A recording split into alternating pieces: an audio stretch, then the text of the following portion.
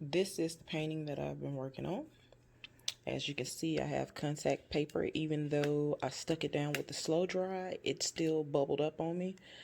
It doesn't really matter if any of the paint leaked underneath because I'm just going to paint over it anyway. So let's try to peel this off and see what happens. Oh yeah, that slow dry stuck that on there.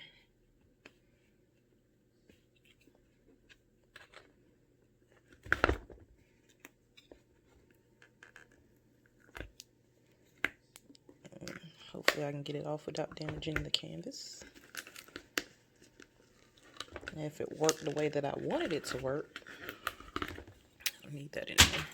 If it worked the way that I wanted it to work, then I'll have a nice outline. Oh shoot, it damaged the canvas a little bit, but I can paint over that.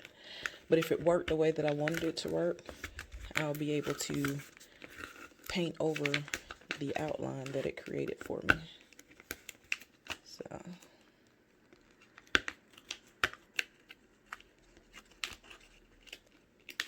but yeah, that's the gist of it. So I need both hands to do this so I don't pull any more of the canvas off.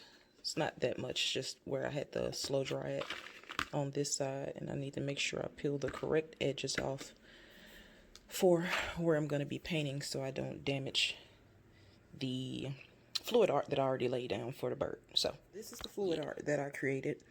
It didn't dry the way that I had it in my head.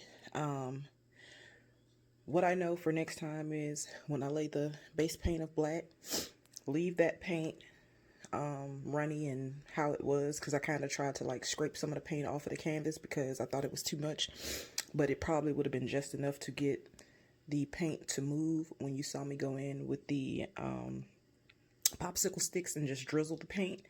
That black base that I had before probably would have been enough for me to get those little lines to move to create the flames that I wanted to create. So as you can probably already can see, this is going to be a phoenix. It's just going to be the head coming out of the flame. I'll probably show y'all my reference photo later. I don't want to give it away too much, but you know, just in case it doesn't come out looking like that. But that contact paper did exactly what I thought it was going to do. It left a bit of a outline for me to see where I need to be painting and filling in the lines, but it also pulled some of the original canvas up because I was using the black canvas, which I'm assuming they use black gesso to make the canvas black. But when I peeled the contact paper off, I don't know if it was because of the contact paper or because of the slow dry that I used to hold the contact paper down, but whenever I use contact paper on its own, it doesn't properly stick to the canvas. No matter how I try to spread it out like I did with the paint scraper or any of that, it always gets air bubbles and it always starts to curl up at the edges, and then paint leaks around the silhouette that I'm trying to create. So with that being said, because I don't want to make this video any longer, I just went in with some fluid already mixed black paint and just put those spots back into the canvas. I'm not too worried about it because you're not going to see that anyway once I paint over this with the head of the phoenix. So yeah. Also guys, I love that black that I had left over from another piece. I blended that in with the black that I put down as the base, right? So the colors from that created these little, almost like smoke things. I don't know what to call it. It looks like smoke coming out of the flames. So hopefully I can still capture that when I finish this. I'm trying to decide if I want to try to clean this up or not. I mean, it's already dry now, so I don't know if I'm going to be able to.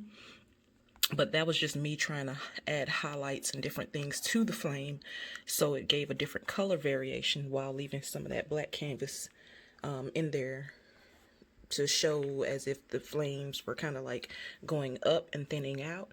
But yeah, so I definitely have to somehow maybe paint over this. I don't know yet, but we'll see. Or I may just leave it because it adds texture to the painting. So, and once I put the varnish on it, if I decide to go matte or glossy, I kind of like it glossed up because it gives it character. But if I decide to go matte or glossy, these should level out anyway. But this whole painting has texture, you guys, because I tried to make the paint as thin as possible when doing the fluid art, which is how I ended up not using, or, you know, not as much paint as most people use for fluid art. But, you know, beauty is in the eye of the artist, right? So, yeah.